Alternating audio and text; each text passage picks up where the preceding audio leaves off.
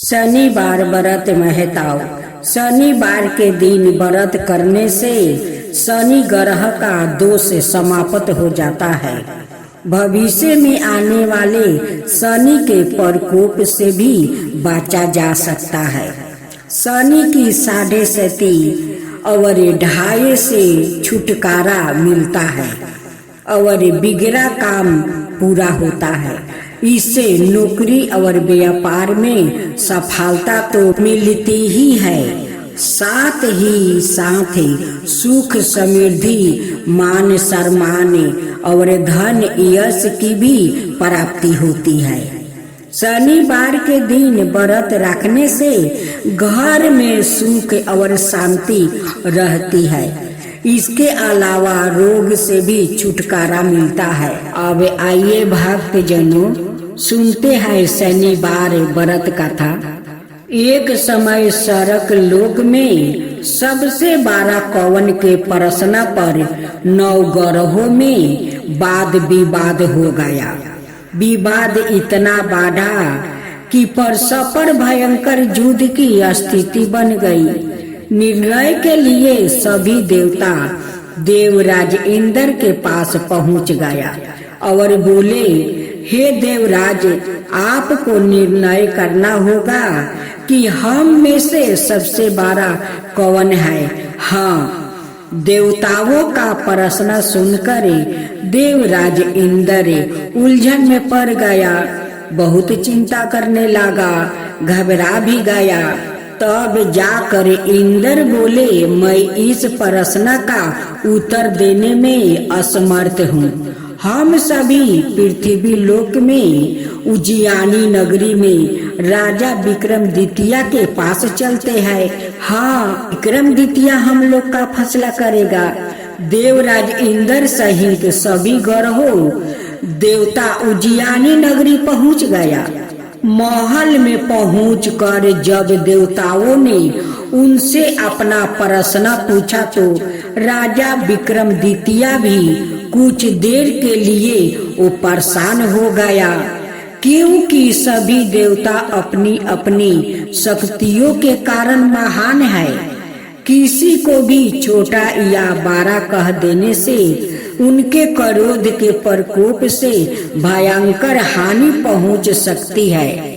अचानक राजा विक्रमादित्य को एक उपाय सूझा। हाँ, और उन्होंने विभिन्न धातुओं स्वर्ण, रजत, चांदी, कांसा, तांबा, शीशा, रंगा, जस्ता, अबरख और लोहे के 9 आसन बनवा दिया। धातुओं के गुणों के अनुसार सभी आसनों को एक दूसरे के पीछे रखवाकर उन्होंने देवताओं को अपने अपने सिंहासन पर बैठने को कहा। देवताओं के बैठने के बाद राजा विक्रमादित्य ने कहा, हाँ, आपका निर्णय तो सवाय हो गया है। जो सबसे पहले सिंहासन पर विराजमान है वही तो सबसे बड़ा है। राजा विक्रमादित्य के निर्णय को सुनकर शनि देवता ने सबसे पीछे आसन पर बैठने के कारण अपने को छोटा जानकर क्रोधित होकर कहा, राजा विक्रमादित्य, तुमने मुझे सबसे पीछे बैठाकर मेरा अपमान किया है ना? तुम मेरी शक्तियों से पराजित नहीं हो, मैं तुम्हारा सर्वनाश कर दूंगा। शनि ने कहा, सूर्य एक राशि पर 1 महीने रहते हैं, चंद्रमा 2.25 दिन, मंगलवार 1.5 महीने रहते हैं, बुध और शुक्र 1 महीने, बृहस्पति 13 महीने रहते हैं। लेकिन मैं किसी राशि पर 7.5 बरस 7.5 तक रहता हूँ। बड़े बड़े देवताओं को मैंने अपने प्रकोप से पीड़ित किया है। हाँ, जानते हो, राम को 7.5 के कारण ही वन में जाकर रहना पड़ा था। और रावण को जानते हो, साढ़े सती के कारण ही युद्ध में मृत्यु का शिकार बनना पड़ा था। राजा, अब तू भी मेरे प्रकोप से नहीं बच सकेगा। इसके बाद अनाय ग्रहों के देवता तो प्रसन्नता के साथ चला गया, परंतु शनि देव बड़े क्रोध के साथ वहां से वो जाता है। राजा विक्रमादित्य पहले की तरह ही अन्याय करते रहे। उनके राज्य में सभी औरतें पुरुष बहुत आनंद से जीवन वो बिता रहा था। कुछ दिनों ऐसा ही बीत गया। उधर शनि देवता अपने अपमान को भूला नहीं था। विक्रमादित्य से बदला लेने के लिए एक दिन शनि देव ने घोड़े के व्यापारी का रूप धारण कर लिया और बहुत से घोड़ों के साथ उज्जैनी नगरी पहुंच गया। राजा विक्रमादित्य ने राज्य में किसी घोड़े के व्यापारी के आने का समाचार सुना तो बहुत खुश हुआ कि हमारे नगरी में बहुत सारा घोड़ा आया है। आदित्य अपने अश्वपाल को कुछ घोड़े खरीदने के लिए भेज देता है। घोड़ा बहुत कीमती था। अश्वपाल ने जब वापस लौट कर आया तो संबंध में बताया कि घोड़ा बहुत कीमती है। तो राजा विक्रमादित्य ने सवाए आकर एक सुंदर और शक्तिशाली घोड़ा को प्रसन्न किया। घोड़े की चाल देखने के लिए राजा उस घोड़े पर सवार हो गया तो वह घोड़ा बिजली की गति से दौड़ पड़ा। तेजी से दौड़ता घोड़ा राजा को दूर एक जंगल में ले गया और फिर राजा को वहां गिरा कर जंगल में कहीं गायब हो गया। हाँ, कहीं गायब हो गया। राजा अपने नगर को लौटने के लिए जंगल में भटकने लगा, लेकिन उन्हें लौटने का कोई रास्ता नहीं मिला। राजा को भूख प्यास लग गया था। बहुत घूमने पर उसे एक चरवाहा मिल गया। राजा ने उससे पानी मांगा। पानी पीकर राजा ने उस चरवाहा को अपनी हीरे के अंगूठी दे दिया। फिर उसे रास्ता पूछ कर वो जंगल से निकल कर पास के नगर में वो पहुंच गया। राजा ने एक सेठ की दुकान पर बैठकर कुछ देर आराम किया। उस सेठ ने राजा से बातचीत भी किया तो राजा ने उसे बताया कि मैं उज्जैनी नगरी से आया हूँ। राजा के कुछ देर दुकान पर बैठने से सेठ जी की बहुत बिक्री हो गया।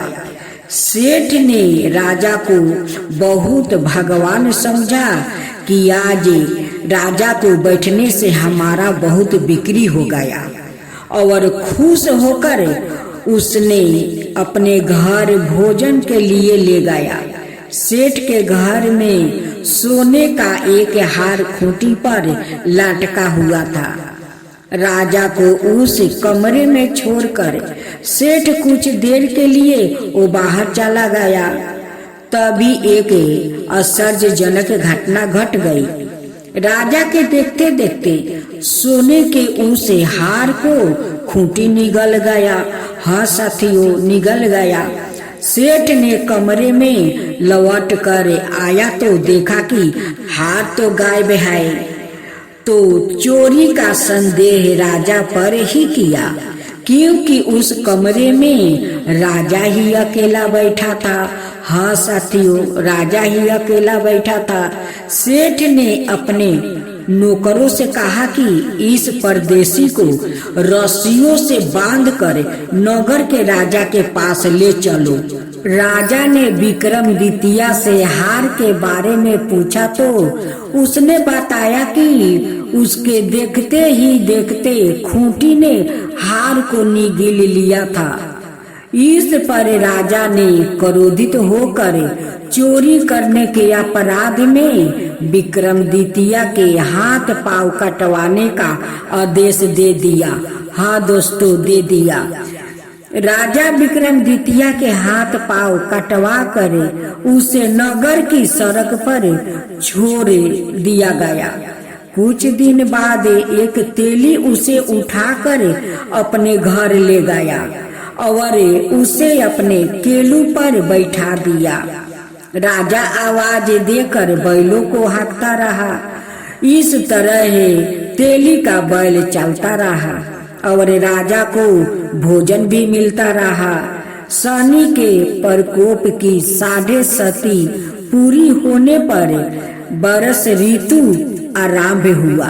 राजा विक्रमादित्य एक रात मेघ मल्हार गा रहा था कि तभी नगर के राजा की लड़की राजकुमारी मोहिनी रथ पर सवार होकर उस तेली के घर के पास से वो जा रही थी। उसने मेघ मल्हार सुना तो उसे बहुत अच्छा लगा और दासी को भेजकर गाने वाले को बुला लाने को कही। दासी पहुंच कर देखती है कि ये तो अपंक है। लौट कर राजकुमारी को अपंक राजा के बारे में सब कुछ बता दिया। राजकुमारी उसके मेघ मल्हार से बहुत मोहित हो गई थी और उसने सब कुछ जानकर भी अपंक राजा से विवाह करने का निश्चय कर लिया। राजकुमारी ने अपने माता पिता से जब यह बात कही तो वो हैरान रह गई। रानी ने मोहिनी को समझाया, बेटी तेरे भाग्य में तो किसी राजा की रानी होना लिखा है, फिर तू उस अपंक से विवाह करके अपने पांव पर कुल्हाड़ी क्यों मार रही है। राजकुमारी ने अपनी जिद नहीं छोड़ी। अपनी जिद पूरी करने के लिए उसने भोजन भी करना छोड़ दिया और प्राण त्याग देने का निश्चय कर लिया। आखिर में राजा रानी को बेबस होकर अपंक विक्रमादित्य से राजकुमारी का विवाह करना पड़ा। विवाह के बाद राजा विक्रमादित्य और राजकुमारी तेली के घर में रहने लगी। उसी रात सपने में शनि देव ने राजा से कहा, राजा तुमने मेरा प्रकोप देख लिया है। मैंने तुम्हें अपने अपमान का दंड दे दिया है। राजा ने शनि देव से क्षमा करने को कहा और प्रार्थना भी की। हे शनि देव, आपने जितना दुख मुझे दिया है अनाय किसी को ना देना। हे प्रभु, किसी को ना देना। शनि देव ने कुछ सोच कर कहा, राजा मैं तुम्हारी प्रार्थना स्वीकार करता हूँ। जो कोई स्त्री पुरुष से मेरी पूजा करेगा, शनिवार को व्रत करके मेरी व्रत कथा सुनेगा, उस पर मेरी अनुकंपा बनी रहेगी। प्रातः काल राजा विक्रमादित्य की नींद खुली तो अपने हाथ पांव देखकर राजा को बहुत खुशी हुआ। उसने मन ही मन शनि देव को प्रणाम किया। राजकुमारी भी राजा के हाथ पांव सही सलामत देख कर खुशी का ठिकाना न रहा। तब राजा विक्रमादित्य ने अपना परिचय देते हुए शनि देव के प्रकोप की सारी कहानी कहकर सुनाई। सेठ को जब इस बात का पता चला तो दौड़ता हुआ तेली के घर पहुंच गया और राजा के चरणों में गिरकर क्षमा मांगने लगा। राजा ने उसे क्षमा भी कर दिया, क्योंकि यह सब तो शनि देव के प्रकोप के कारण हुआ था। सेठ राजा को अपने घर ले गया और उसे फिर से भोजन करवाया। भोजन करते समय वहां एक आश्चर्य घटना घट गया। सबके देखते देखते उस खूंटी ने हार को उगिल दिया। इस चमत्कार को देखकर सेठ जी ने अपनी बेटी का विवाह भी राजा के साथ कर दिया और बहुत से स्वर्ण आभूषण धन आदि देकर राजा को विदा किया। राजा विक्रमादित्य राजकुमारी मोहिनी और सेठ की बेटी के साथ उजियानी नगरी पहुंच गया तो नगर वासियों ने हर्ष से उनका स्वागत किया। अगले दिन राजा विक्रमादित्य ने पूरे राज्य में घोषणा करवा दिया कि शनि देव सब देवों में सर्वश्रेष्ठ है। प्रत्येक औरत पुरुष शनिवार को उनका व्रत करो और व्रत कथा अवश्य सुनो, भूलो मत। राजा विक्रमादित्य की घोषणा से शनि देव बहुत प्रसन्न हो गया। शनिवार का व्रत करने और व्रत कथा सुनने के कारण सभी लोग की मनोकामना शनि देव की अनुकंपा से पूरी होने लगी। सभी लोग आनंद पूर्वक रहने लगा।